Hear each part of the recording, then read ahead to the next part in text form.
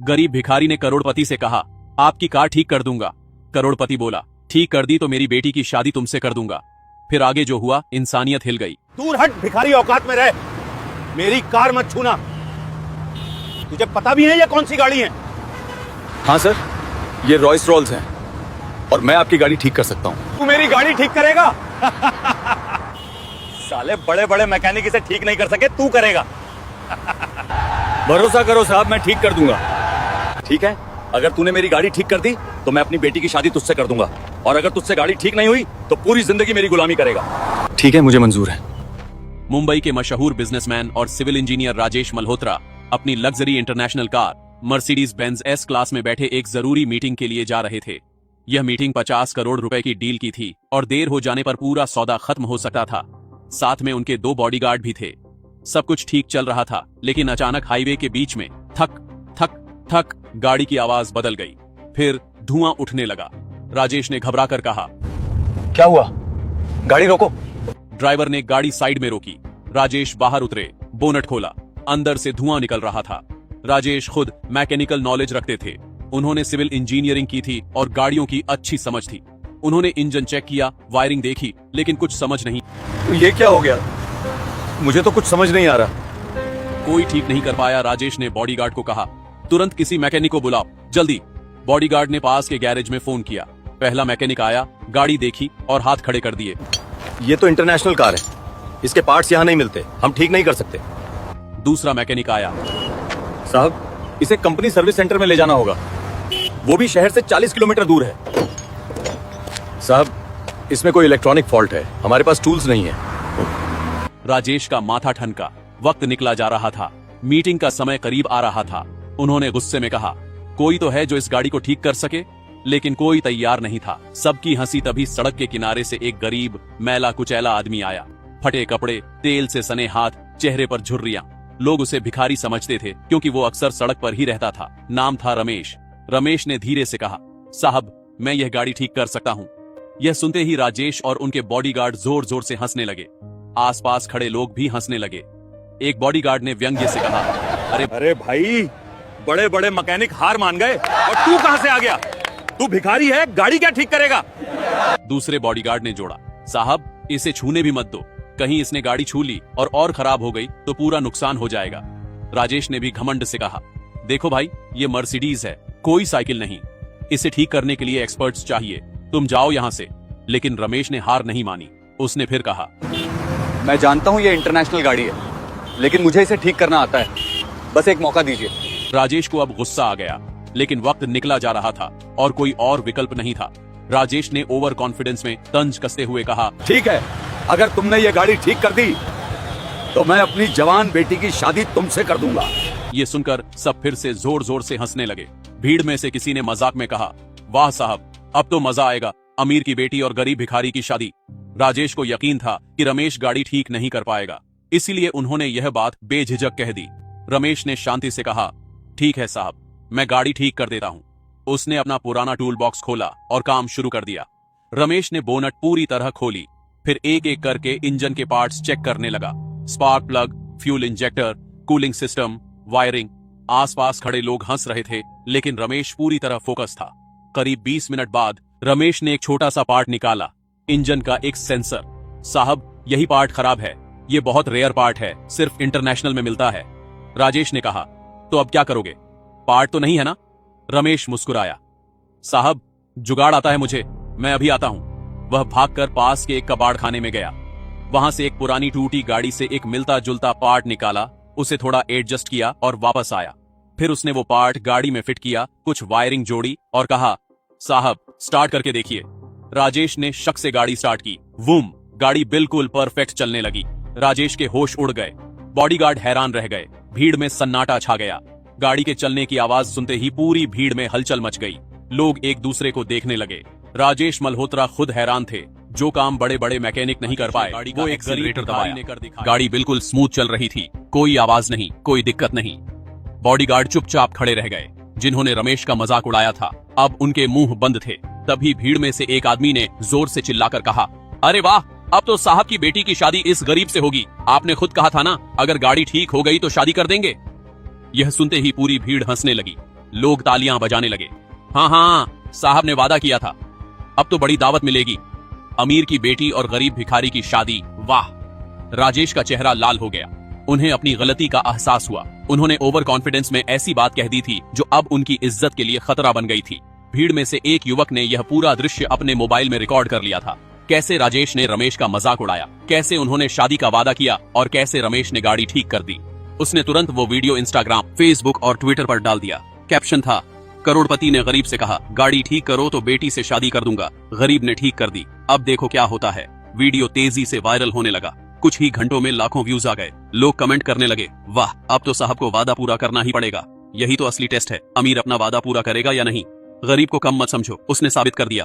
अगले दिन सुबह राजेश के घर के बाहर न्यूज चैनलों की भीड़ लग गई। कैमरे, माइक, रिपोर्टर्स सब उनसे सवाल पूछने के लिए तैयार खड़े थे। एक रिपोर्टर ने माइक आगे बढ़ाकर पूछा, राजेश जी, आपने सार्वजनिक रूप से वादा किया था कि अगर वो गरीब आदमी गाड़ी ठीक कर दे तो आप अपनी बेटी की शादी उससे कर देंगे। अब वो गाड़ी ठीक हो गई है, क्या आप अपना वादा पूरा करेंगे? दूसरे रिपोर्टर ने जोड़ा, सर, अगर आप अपना वादा नहीं निभाते तो इसका मतलब है कि अमीर लोग सिर्फ दिखावा करते हैं। क्या आप इसे साबित करना चाहते हैं? राजेश परेशान हो गए। उनकी इज्जत दांव पर थी। अगर वो वादा नहीं निभाते तो पूरा देश उन्हें झूठा कहेगा। पिता की इज्जत बचाने के लिए राजेश की बेटी अनन्या, 24 साल की, पढ़ी लिखी, खूबसूरत, उसने भी वो वायरल वीडियो देखा था।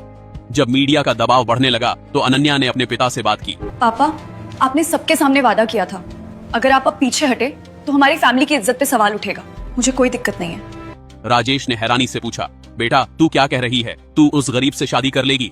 अनन्या ने दृढ़ता से कहा, पापा, आपने मुझे सिखाया था कि वादा निभाना जरूरी है, और अगर उस आदमी ने गाड़ी ठीक कर दी तो उसमें जरूर कोई हुनर है। गरीब होना कोई गुनाह नहीं है। मैं आपकी इज्जत के लिए यह शादी करने को तैयार हूँ। राजेश की आंखों में आंसू आ गए।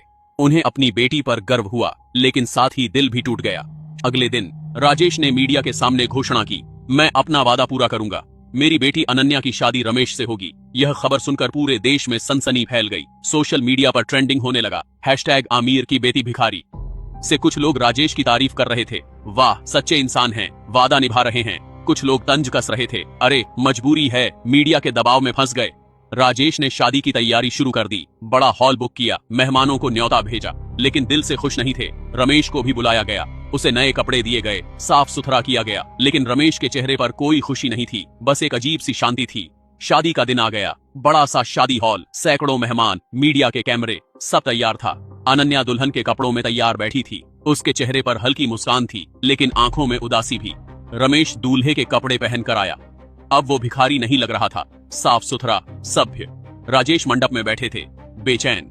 मेहमान फुसफुसा रहे थे, देखो कैसी अजीब शादी है, अमीर की बेटी और गरीब भिखारी। राजेश साहब को मजबूरी में करनी पड़ रही है। पंडित जी मंत्र पढ़ने लगे। शादी के रस्म शुरू होने वाले थे, लेकिन तभी रमेश खड़ा हो गया। उसने राजेश की तरफ देखा, फिर अनन्या की तरफ, और फिर धीरे से कहा, रुकिए। पूरा हॉल खामोश हो गया। सब हैरानी से रमेश को देखने लगे। रमेश ने कहा, मैं यह शादी नहीं करूंगा। राजेश चौंक गए। मेहमान सन्नाटे में आ गए। मीडिया के कैमरे रमेश पर फोकस हो गए। रमेश के मैं यह शादी नहीं करूंगा कहते ही पूरे हॉल में सन्नाटा छा गया। मेहमान एक दूसरे को देखने लगे। राजेश की आंखें फटी रह गईं। अनन्या भी हैरान थी। एक मेहमान ने फुसफुसाते हुए कहा, अरे ये क्या हो रहा है, अब ये क्यों मना कर रहा है? रमेश ने धीरे धीरे मंडप से उतरकर राजेश के सामने खड़े होकर कहा, राजेश साहब, मैं आपकी बेटी से शादी इसलिए नहीं कर रहा क्योंकि यह शादी सच्चे प्यार से नहीं बल्कि मजबूरी से हो रही है। राजेश ने सकपकाते हुए कहा, लेकिन मैंने वादा किया था, मैं अपना वादा पूरा कर रहा हूं। रमेश ने मुस्कुराते हुए कहा, साहब, मैं जानता हूं आप सिर्फ अपनी इज्जत बचाने के लिए यह शादी कर रहे हैं, लेकिन मैं इज्जत के लिए किसी की जिंदगी बर्बाद नहीं करना चाहता। रमेश ने आगे कहा, साहब, आपने मुझे भिखारी समझा, आपको लगा मैं कुछ नहीं कर सकता, आपने मेरा मजाक उड़ाया, मेरी बेइज्जती की, लेकिन आपको पता है मैं कौन हूं? मैं 15 साल से मैकेनिक का काम कर रहा हूं। मेरे पिताजी भी एक गरीब मैकेनिक थे। उन्होंने कभी कोई बड़ी दुकान नहीं खोली, कभी अमीर नहीं बने, लेकिन उन्होंने मुझे एक चीज सिखाई, जुगाड़।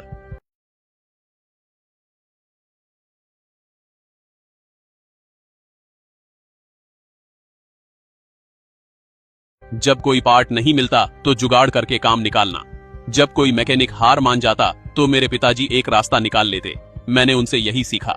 मैं भले ही आज गरीब दिखता हूँ, लेकिन मैंने अपने हाथों से सैकड़ों गाड़ियां ठीक की हैं, छोटी से लेकर बड़ी इंटरनेशनल गाड़ियां भी। मैं अपने काम में एक्सपर्ट हूँ, लेकिन आपने मुझे सिर्फ मेरे कपड़ों से आंका। आपने मेरी काबिलियत को नहीं देखा। आपने गरीबों को नीचा दिखाने की कोशिश की। राजेश का सिर शर्म से झुक गया। रमेश ने आगे कहा, साहब, मैंने गाड़ी इसलिए नहीं ठीक की कि मुझे आपकी बेटी से शादी करनी थी।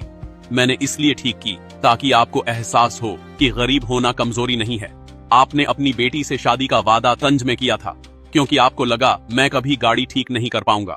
लेकिन जब मैंने ठीक कर दी तो आपको अपनी गलती का एहसास हुआ। मैं चाहता था कि आप समझें, गरीब भी इंसान हैं, उनमें भी हुनर है, उन्हें भी सम्मान मिलना चाहिए। और मैं यह भी दिखाना चाहता था कि असली इज्जत वादा निभाने में नहीं बल्कि सच्चाई और इंसानियत में है। पूरे हॉल में सन्नाटा था। कुछ लोगों की आंखों में आंसू आ गए। राजेश की आंखों से आंसू बहने लगे। वह धीरे धीरे रमेश के पैरों की तरफ झुके और रमेश के पैरों पर गिर गए। मुझे माफ कर दो, मैंने तुम्हारे साथ बहुत बुरा किया। मैंने तुम्हें सिर्फ तुम्हारे कपड़ों से आंका, तुम्हारी गरीबी से आंका। मैंने तुम्हारी काबिलियत को नहीं देखा। मैं खुद एक इंजीनियर हूं, फिर भी मैं गाड़ी ठीक नहीं कर पाया। लेकिन तुमने अपने हुनर से, अपने जुगाड़ से वो काम कर दिखाया जो मैं नहीं कर पाया। मैं अपने घमंड में इतना अंधा हो गया था कि मैं गरीबों को इंसान ही नहीं समझता था। आज तुमने मुझे बहुत बड़ा सबक सिखाया। रमेश ने राजेश को उठाया, उन्हें गले लगाया। साहब, मुझे आपसे कोई शिकायत नहीं है, बस यही चाहता था कि आपको अपनी गलती का एहसास हो, और आज हो गया। अनन्या भी आगे आई। उसने रमेश से कहा, रमेश जी, आपने मेरे पिता को बहुत बड़ा सबक सिखाया, और सच कहूं तो मुझे भी। मैं भी हमेशा अमीर दुनिया में रहती थी, मुझे भी गरीबों की असली कद्र नहीं थी। लेकिन आज आपने मुझे सिखाया कि इंसान की पहचान उसके कपड़ों से नहीं, उसके कर्मों से होती है। आप एक सच्चे इंसान हैं, मैं आपका सम्मान करती हूँ। रमेश ने मुस्कुराते हुए कहा, बेटी, तुम बहुत अच्छी हो। तुमने अपने पिता की इज्जत के लिए यह शादी करने को तैयार हो गई थी। यह तुम्हारी महानता है। भगवान तुम्हें खुश रखे। राजेश ने पूरे हॉल के सामने घोषणा की, आज से मैं वादा करता हूँ, मैं कभी किसी गरीब को उसके कपड़ों या हालात से नहीं आंकूंगा। मैं अपनी कंपनी में गरीब और हुनरमंद लोगों को नौकरी दूंगा। मैं उनकी काबिलियत को पहचानूंगा, उन्हें सम्मान दूंगा। और रमेश, मैं तुम्हारे लिए एक अच्छा गैरेज खोलवाऊंगा जहां तुम अपने हुनर से लोगों की मदद कर सको। तुम्हें अब सड़क पर नहीं रहना पड़ेगा। रमेश की आंखों में खुशी के आंसू आ गए। उसने हाथ जोड़े। साहब, आपका बहुत बहुत धन्यवाद, लेकिन असली धन्यवाद तो भगवान का है, जिसने मुझे यह मौका दिया कि मैं आपको सच्चाई दिखा सकूं। पूरा हॉल तालियों से गूंज उठा। मीडिया ने यह पूरा दृश्य रिकॉर्ड किया। अगले दिन यह खबर पूरे देश में फैल गई। राजेश ने अपना वादा निभाया, रमेश के लिए एक अच्छा गैरेज खुलवाया, उसे सम्मान दिया, और राजेश ने सच में गरीबों को नौकरियां देना शुरू किया। रमेश आज एक सफल मैकेनिक है, लेकिन आज भी वो हर गरीब की मदद करता है और लोगों को सिखाता है, इंसान की पहचान उसके कपड़ों से नहीं, उसके हुनर से होती है। दोस्तों, यह कहानी यहीं खत्म होती है। एक गरीब मैकेनिक ने साबित कर दिया कि असली ताकत हुनर में है, दिखावे में नहीं। अगर इस कहानी ने आपको प्रेरित किया हो, अगर आपको लगता है कि किसी को भी उसके कपड़ों से नहीं आंकना चाहिए, अगर रमेश की सच्चाई और इंसानियत ने आपके दिल को छुआ, तो इस वीडियो को एक लाइक जरूर करें और कमेंट में लिखें, हुनर ही असली पहचान है। इस कहानी को अपने दोस्तों और परिवार के साथ शेयर करें ताकि यह संदेश दूर तक पहुंचे कि गरीब होना कमजोरी नहीं है। और हाँ, ऐसी ही दिल को छू लेने वाली, प्रेरणादायक और इंसानियत सिखाने वाली कहानियों के लिए हमारे चैनल को सब्सक्राइब और फॉलो करना बिल्कुल मत भूलना। अगली कहानी में फिर मिलेंगे, एक नया सबक, एक नई प्रेरणा और एक नया जीवन का पाठ लेकर। तब तक के लिए मेहनत करते रहिए, हुनर बढ़ाते रहिए, इंसानियत बनाए रखिए। जय